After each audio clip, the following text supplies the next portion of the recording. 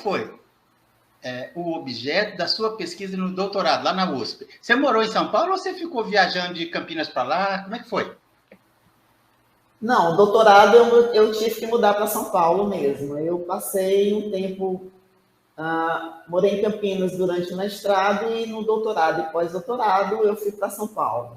Então eu E qual passei foi um tempinho. o objeto da pesquisa no doutorado? Então, o objeto da minha pesquisa foi exatamente a teoria das virtudes em Platão. Eu vou Né? colocar correndo aqui embaixo enquanto você fala um pouquinho mais. Tá. Então, esse foi o objeto da minha pesquisa.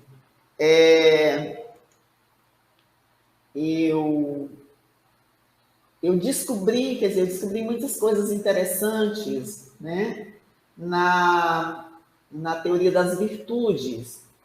E para a gente falar da teoria das virtudes em Platão, né, e eu me dediquei a isso principalmente na obra A República, obviamente, antes de me dedicar à República, eu fiz uma discussão com algumas obras da primeira fase platônica, né? Porque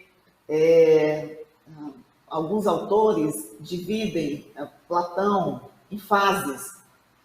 Então, existe a fase de juventude platônica, onde Platão é visivelmente socrático, né? E portanto, essa fase de juventude, Platão vai se inspirar no conceito de virtude socrática, né?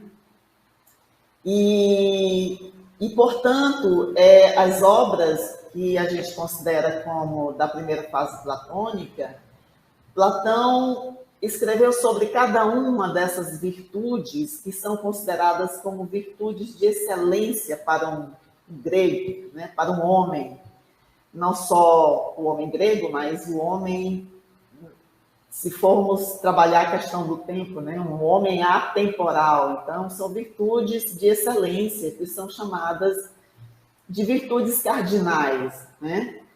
Então, são elas 5 virtudes que o Platão coloca na primeira fase, que essas virtudes são discutidas entre Sócrates e os sofistas, né? E sofistas e intelectuais da época, né, que se diziam autoridades nessas virtudes. São elas a coragem, a temperança, a justiça, a piedade e a sabedoria. Então, essas 5 virtudes, o Sócrates considera como sendo virtudes de excelência, e que todo grego, né, deveria se espelhar em adquiri-las para ser considerado sábio. Então, o homem sábio, ele tem que ser um homem que nele apresenta todas essas virtudes numa só. Por exemplo, vou dar um exemplo aqui. A temperança. O que é ser temperante? Ser temperante significa você saber ponderar. A temperança é a virtude do equilíbrio, é a virtude da justa medida, que depois o Aristóteles vai se dedicar a isso muito bem lá no Ética Nicômaco. Então, a justa medida é quando você sabe lidar, né, com as adversidades e você não puxa nem para os extremos, ou seja, nem para os excessos, nem para a escassez. Zoraida, essa justa medida flerta com o estoicismo? O estoicismo, na realidade, não só o estoicismo, mas todas as escolas helenísticas, elas têm como referência a filosofia socrática, né? Principalmente no que tange a ética. Então, a questão da justa medida perpassa por todo o helenismo, né? Quando eu vou citar o exemplo não só de Zenão no estoicismo, mas também no epicurismo com Epicuro, quando ele diz, por exemplo, que o grande princípio que leva e conduz o homem à felicidade são os prazeres, mas não é qualquer prazer que faz do homem o que o conduz à felicidade. O prazer que conduz ao bem-estar e à felicidade é um prazer que é moderado, é um prazer que passa pelo crivo da razão. Portanto, a temperança, ela é o equilíbrio que necessariamente perpassa pelo conhecimento do que é ser equilibrado.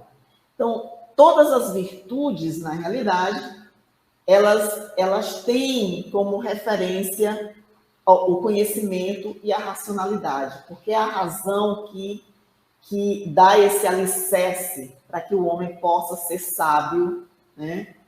E ser sábio significa ser equilibrado, e aquele que é equilibrado tende a ser mais justo, aquele que é mais justo é piedoso, e aquele que é piedoso é corajoso, e, portanto, todas elas estão interconectadas.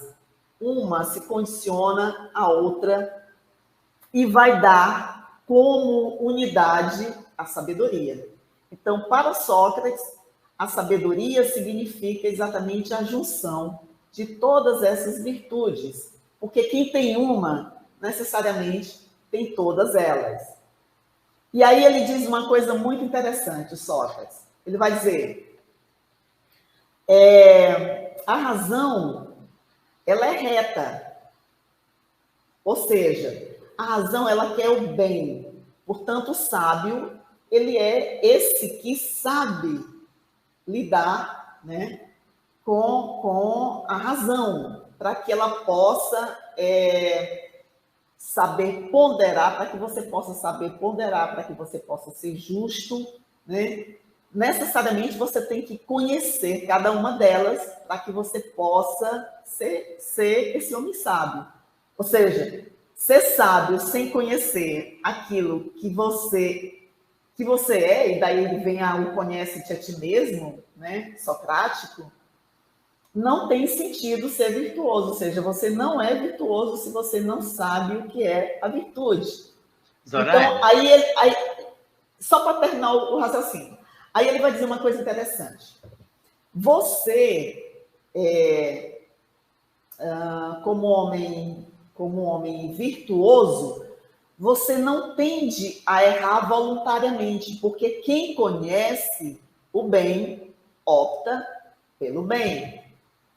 Só os ignorantes em relação ao bem é que optam pelo mal pensando que é o bem. Eu não sei se eu me fiz entender. Claro. Né?